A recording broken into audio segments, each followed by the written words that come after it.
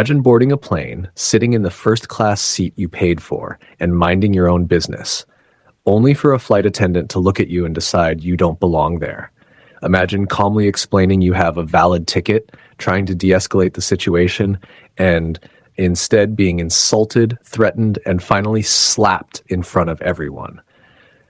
A black woman who boarded a plane peacefully sat in the first-class seat she paid for and did nothing wrong. Amina Rowe boarded the plane that afternoon with no expectations beyond a quiet flight. She wasn't looking for attention. She wore simple, casual clothes, comfortable jeans, a plain top, nothing flashy, just enough to get her from one place to another in peace. She found her seat in first class, stowed her bag, and settled in. The leather seat was wide and soft, the cabin calm and hushed, the low murmur of boarding announcements filling the air. She exhaled, relieved. It had been a long week, and this flight was meant to be uneventful. For a brief moment, everything was exactly that, peaceful. Then the flight attendant saw her. Heather Whitlock had been walking down the aisle with a polite, practiced smile on her face, greeting passengers who looked the part. Business suits, designer bags, familiar faces. But the moment her eyes landed on Amina seated comfortably in first class, that smile vanished. It wasn't subtle. Her expression hardened instantly, her lips pressing together as her eyes lingered too long. The look wasn't confusion, it wasn't curiosity, it was judgment. Someone like her sitting here, smiling, relaxed, like she belonged. In Heather's mind, that was unacceptable. She stopped walking, turned sharply, and headed straight for Amina's seat. There was no greeting, no hello, no courtesy. "You need to move," Heather said flatly. "This is first class." Amina looked up, surprised but composed. She didn't raise her voice. She didn't get defensive. She simply met Heather's stare and replied calmly. "I know," she said. "Is there a problem?" That was the moment the tension truly began. Heather's eyes narrowed, her voice sharpened. "Yes," she snapped. "There's a big problem." Nearby passengers started to glance over, sensing something unfolding. "You don't belong here," Heather continued, her tone dripping with contempt. "People like you, especially dressed like that, do not sit in first class." Amina felt the shift instantly. This wasn't about seating. This wasn't a mistake. It was hate. It was hate. Still, she stayed calm. She straightened slightly and spoke evenly. "I have my ticket. I have my boarding pass. Everything is valid." Heather scoffed. "Don't talk," she snapped. "I've worked here long enough to know who belongs and who doesn't, and I can clearly see you don't." The cabin had gone quiet, and Amina knew then this wasn't going to end peacefully unless she fought for her right to stay. Heather's words hung in the air, sharp and heavy. Amina felt the weight of the stares around her, but she refused to shrink under them. She had done nothing wrong, and she wasn't about to surrender her seat because someone decided she didn't fit an image. "I'm not trying to cause a problem," she said calmly. "I paid for this seat. I have my boarding pass. Everything is in order." Heather laughed, short and cruel.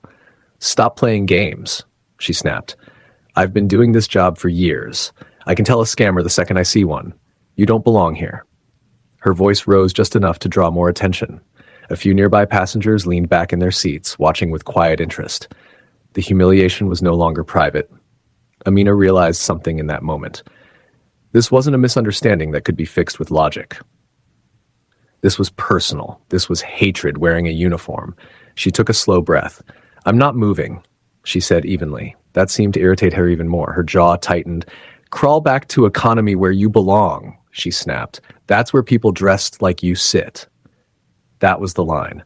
Amina's calm didn't break, but her resolve hardened. She reached into her pocket and pulled out her phone, her movements steady, deliberate. She wasn't angry. She wasn't panicking. She simply knew she needed proof. She unlocked her phone and tapped the screen. Lev. She raised the phone slightly, angling it toward Heather.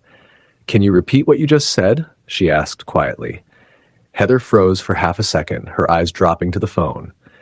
Then her expression twisted with fury. The live stream had barely started. 5 seconds, maybe less. But 5 seconds was enough. Miles away in an office inside Redwood International Airport, Desmond Rowe was preparing for a meeting.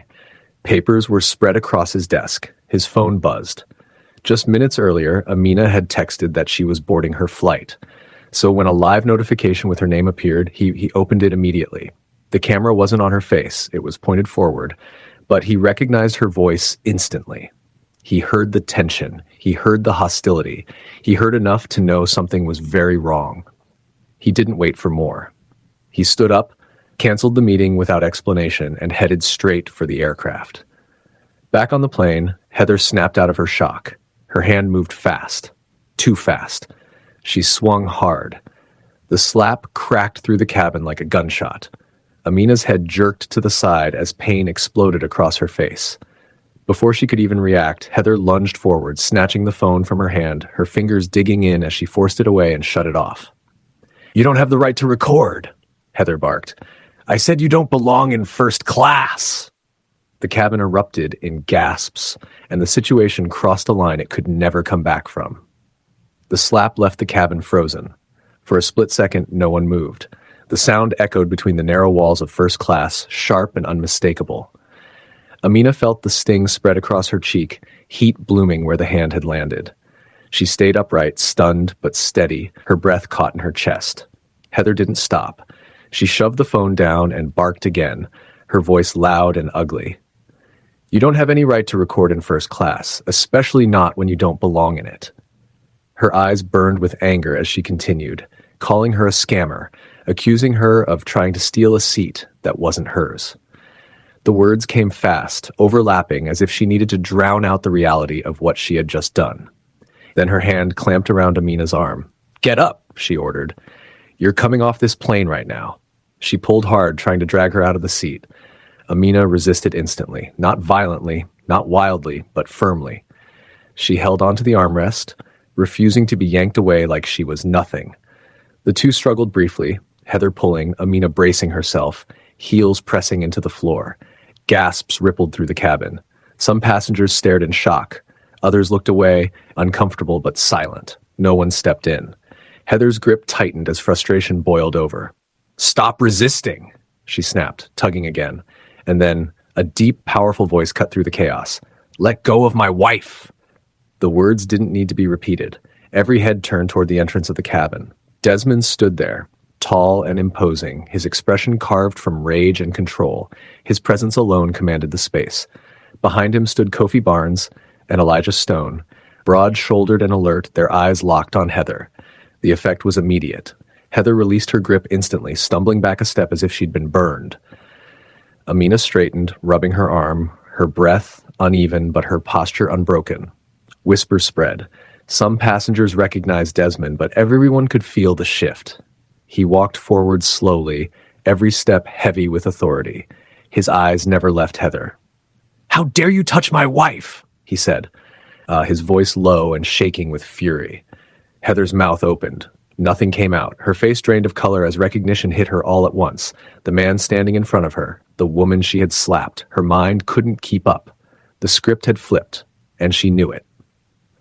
The cabin was silent now, not the calm silence from earlier, but a heavy one, thick with shock, disbelief, and fear.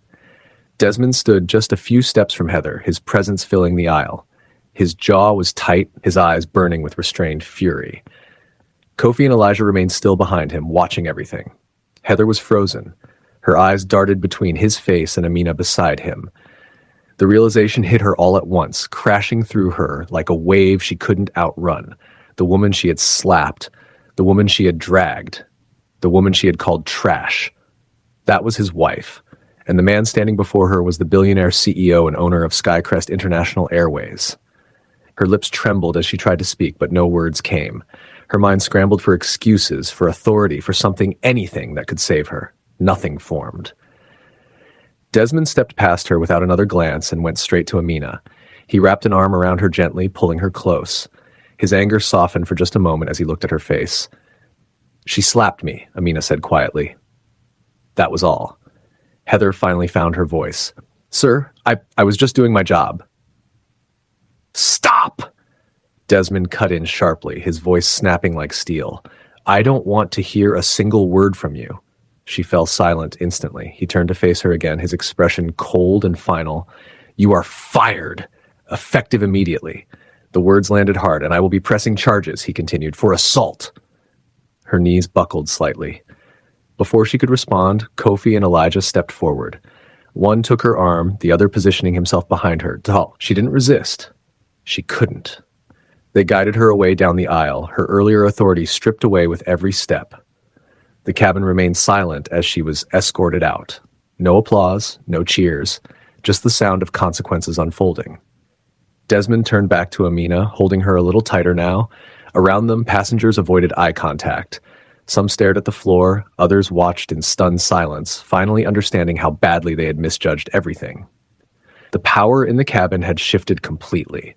The woman who had been targeted, humiliated, and assaulted was now standing beside the most powerful person in the airline, and the person who thought she could decide who belonged had just lost everything. The plane sat still at the gate. But the story was over.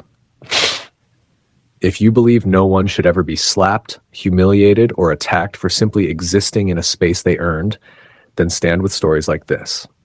Hit like and subscribe to Story Arc because silence protects abuse and awareness forces accountability.